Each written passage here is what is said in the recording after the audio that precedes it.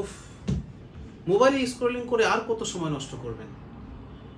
আপনার সময় নষ্ট, চোখ নষ্ট, মন নষ্ট, দিন শেষে নিজেই ক্যালকুলেশন করে হিসাব মিলাতে পারছেন না যে সারাদিন কত সময় আপনি এই ফেসবুক এবং ইউটিউব রিলস ইত্যাদির, টিকটক ইত্যাদির পিছনে আপনি সময়গুলোকে নষ্ট করে ফেলছেন। এবার মোবাইলকে না বলুন, একটা ল্যাপটপকে হা বলুন। ল্যাপটপ দিয়ে আপনি বিভিন্ন স্কিল শিখতে পারবেন, ল্যাপটপ দিয়ে আপনি বিভিন্ন স্কিলকে কাজে লাগাতে পারবেন, চর্চা করতে পারবেন, অনুশীলন করতে পারবেন। একসময় দেখবেন যে আপনার এই প্রতিদিনের ছোট ছোট সময়গুলো একদিন বড় একটা ইনভেস্টমেন্ট হয়ে দাঁড়াবে এবং আপনার এই স্কিলগুলো আপনার উপার্জনে বড় ধরনের ভূমিকা রাখবে, আপনার আর্থিক সচ্ছলতায় বড় ধরনের ভূমিকা রাখবে, আপনার প্রোডাক্টিভিটি বাড়বে, আপনার আত্মবিশ্বাস বাড়বে।